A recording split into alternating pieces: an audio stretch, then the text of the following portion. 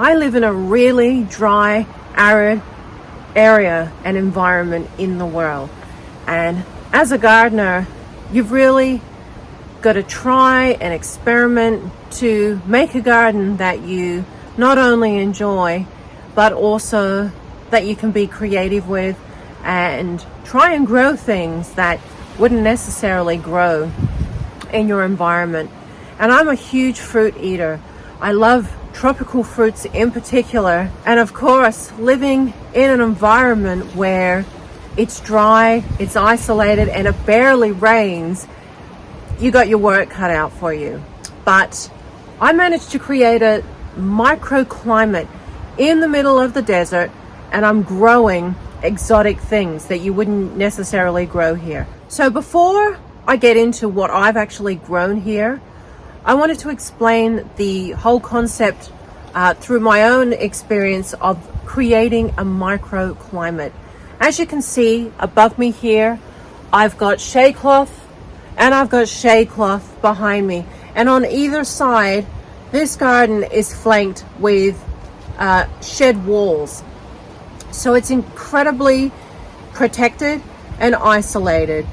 And it's proven to be a fantastic environment to be growing tropical and subtropical fruits. Early last year, I actually planted a Bowen mango tree. Any of you that live in Australia, you'll be familiar with the Bowen mango. It's an incredible fruit. Not only is it a huge tree, but it just produces the most incredibly delicious mangoes that I've ever tried in my life. And I used to live up in the far north of Queensland, in the tropics in Australia, where they produce some of the most exquisite mangoes I've ever had in my life. Well, now I'm in the south and it's cold, we have frosts, and we have extreme heat with bare minimal humidity. And I thought to myself, look, you know what? I'm going to invest the money in a mango tree. It cost me like $150. I thought I'm going to try my luck. I'm willing to lose $150 on this. And hey, I might actually be successful and grow a mango. Well, unbeknownst to me, roll around to February 2024, I actually grew my first mango here in the desert. Take a look. It's the size of my fist. Wasn't very big, but let me tell you, the smell, the aroma, and the taste of this mango was on par with what I had in the tropics. I mean, I almost cried. I was just so unbelievably taken by this mango. And before I show you my mango tree, I truly believe if you create and mimic the environment that the mango is used to, or at least, thereabouts, and provide a safe, protected environment for the mango tree to thrive in, you're going to have some result. And not only that, but obviously since the mango tree, I don't understand the quantum mechanics of the intelligence of a mango tree. Of course, it would realize to some extent that it's not in its conducive, normal environment. But I've tried my best to make it adapt to a different climate. And what that's actually doing is introducing this mango tree to new temperatures that perhaps it will eventually adapt to and actually create a mango that can actually thrive in an environment that it's really not used to. So that's kind of what I'm hoping for. But I was just blown away when last year, you can see here in the pictures, the mango tree started producing flower.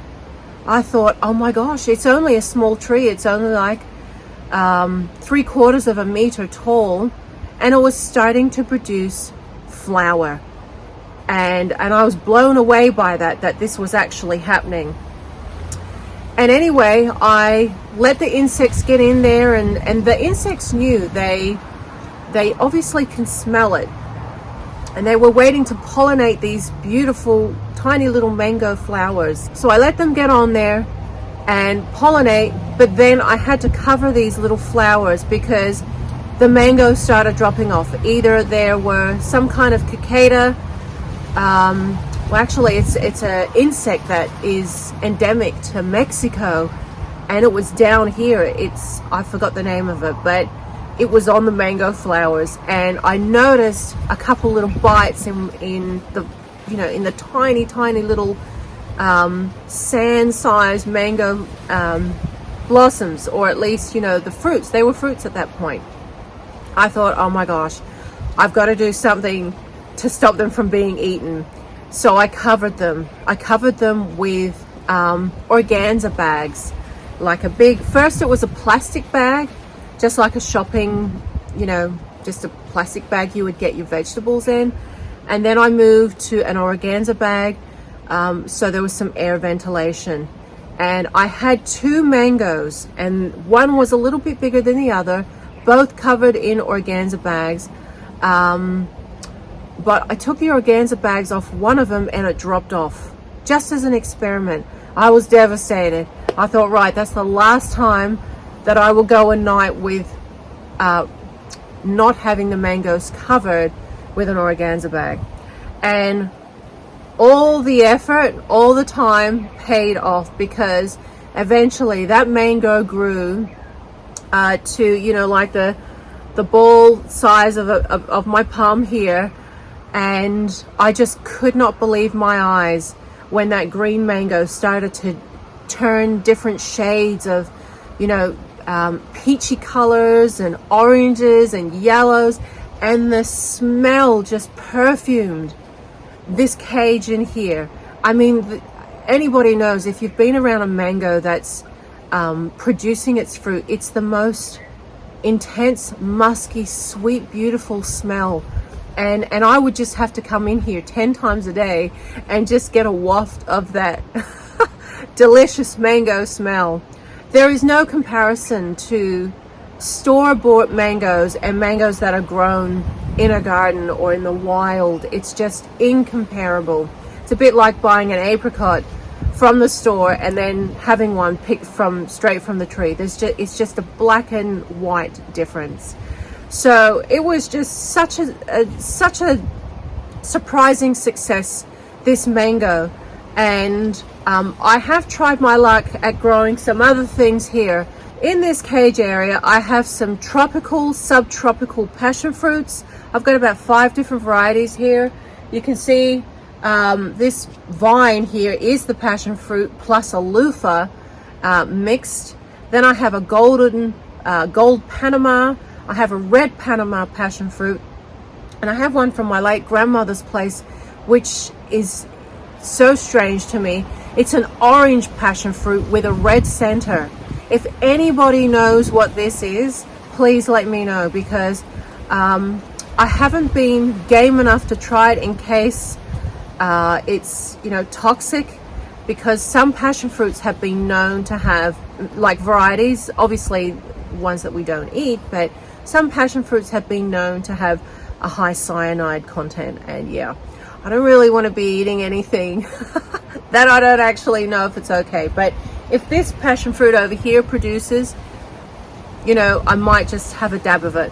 I don't know. I've got to find out the variety, because my grandmother, she never knew, and she just said her parents had got it, and nobody seems to know what this passion fruit is. But I know it's a very old one, self-sowing and really hardy, and just had the most incredible orange passion fruits with a red flesh, red seeds, red center. So the things I've got in here, I've got a cherry in here, I've got an avocado that was grown from seed, I've got a white sapote, and I've got a black sapote. The black sapote is going to be the real interesting plant here, because I don't know if it's going to survive. So far it's doing okay, but it's hard to say. It's early days. We haven't had a frost yet this year, and I've only put it in for the last 2 months. So let me go around and show you exactly what I have in here. So here is the mango. This is the Bowen mango, and this is where the fruit was last year. And just in the past few weeks, this new branch has come out, which is fantastic. I'm very happy to see that after this beautiful tree gave me some fruit, it is now back to work and getting bigger. So this is a Bowen mango, and they grow huge. So in the event that this mango actually grows really big, I'm just going to esplanade it out wide, and you know, hopefully by then it'll be adapted to this climate. Here is one of the passion fruits I planted last year, and you can see it is huge now. It's really struggling staying in this microclimate environment, and I think eventually it's going to squash out and push out and, you know, try and make its way somewhere else. Over here, this is the avocado planted from seed, and that has survived a really hot summer, and it seems to be doing well in here. I've actually planted one out in the garden just as an experiment to see you know, which avocado is happier in what environment. Over here I have a macadamia tree, which seems to be doing okay. There's some new growth on there, but again, it's all early days. And this plant here is a dragon fruit, and although I've had no fruit on this dragon fruit, I actually thought it was going to be budding from this branch earlier, and it seemed to have turned into a branch. I thought it was going to turn into a fruit, and there were bugs just waiting for the bud to open, and then it just turned into a branch, which was kind of strange. Here is another one of those passion fruits I was telling you about, but the actual passion fruit from my grandmother's house is this one. Nobody knows what it is. I think it's something like a blue, oh, I can't remember the name. I'm gonna have to have a look. But these are all very happy here, and they want to climb out over this shade cloth. And then here, what is this one? This is the red Panama. So hopefully next season they will put some flowers here, because they haven't done it yet, but we'll see what happens. Loofah has, I mean, this was planted from seed. Look at this. Big loofah. This has just gone crazy in this garden, and I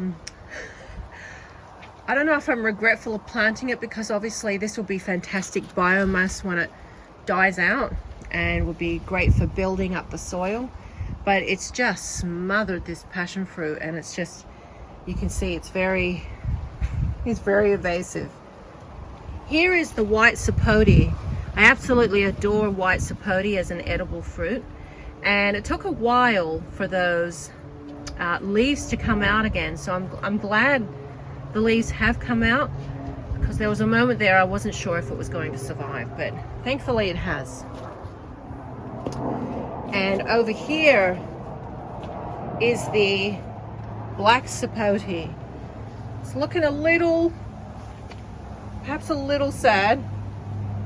I don't know if this is going to survive either. Again, it's very experimental, and it's next to kind of the open. So we'll see. But the biggest gamble, more than anything else that I've bought and planted in my garden, is a durian tree. A durian tree. Apparently they only grow 18 degrees north or south of the equator, and it is my all-time favorite fruit. Anybody that's tried a durian, you either love it or hate it, and I absolutely adore it. I mean, I have spent hundreds and hundreds and hundreds of dollars eating this fruit. In fact, I have driven to the city just to go and get this fruit, and I'll get hundreds of dollars worth of it and bring it back, and just, it's such a luxury to me. And instead of buying, you know, designer handbags and shoes and all that, I'm not into that. I will happily go and spend my money on some luxury fruit. To me, it's a luxury fruit. I have bought this tree and it is in my hothouse. It doesn't look like it's doing well on the top, but it does have new fresh white roots on the bottom. So we'll see in time if it grows. I'm happy to buy another one if this one does not last, but it's only been in the hothouse for maybe about 3 weeks. So this is the poor old durian. It's not looking the best, but I'm not concerned with what's on the top, it's what's growing underneath. So I'll just give it a little time and we'll see what happens.